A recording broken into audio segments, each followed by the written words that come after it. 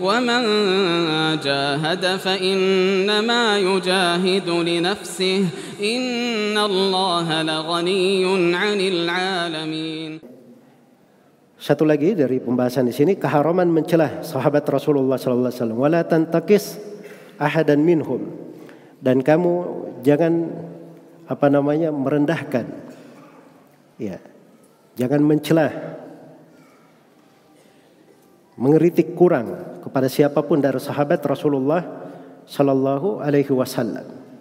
Ya, sahabat itu semuanya disebut dengan kebaikan. Saya sudah terangkan tadi sebagian hadis tentang dilarang mencela sahabat Nabi sallallahu alaihi wasallam. Sebagaimana seorang itu jangan menceritakan pertikaian-pertikaian yang terjadi di tengah para sahabat.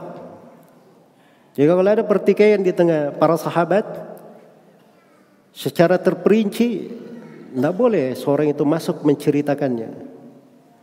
Karena itu dari metode orang-orang pergerakan di masa sekarang, itu dia sering baca buku-buku sirah, buku sejarah.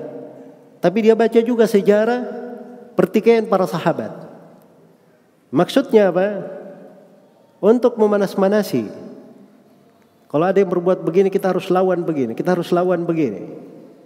Itu dari sudut bahayanya. Dan muncul bahaya lebih besar ketika dia uraikan misalnya pertikaian para sahabat di perang Siffin, pertikaian antara Ali bin Abi Thalib dan Muawiyah radhiyallahu anhum ajma'in. Ya.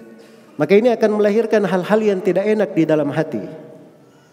Karena itu para ulama melarang untuk menceritakan pertikaian di tengah para sahabat.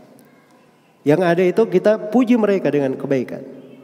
Bahkan Imam Adz-Dzahabi berkata, banyak dari buku-buku sejarah itu layaknya lembaran-lembaran tentang peristiwa itu digulung dan tidak dihikayatkan.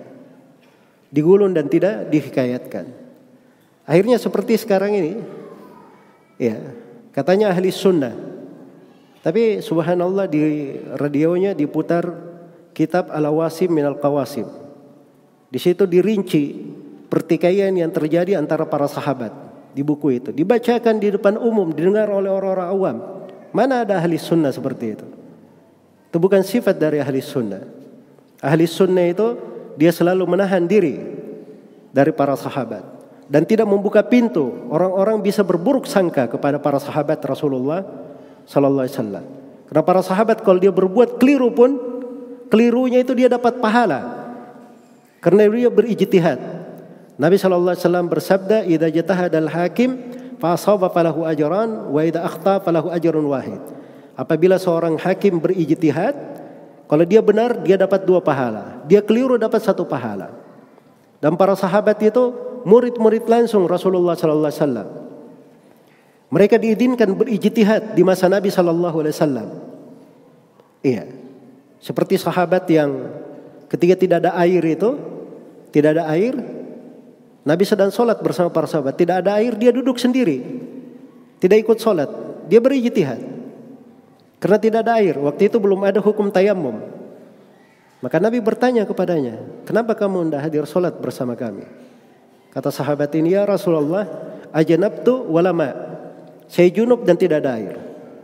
Maka turunlah ayat tayammum, menjelaskan tentang tayammum. Tapi bersama dengan ini sahabat ini berijtihad. Tidak diingkari oleh Nabi sallallahu alaihi wasallam.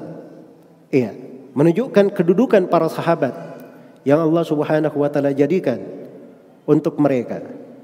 Baik, maka ini dari mana-mana yang menunjukkan keagungan para sahabat Rasulullah sallallahu alaihi wasallam.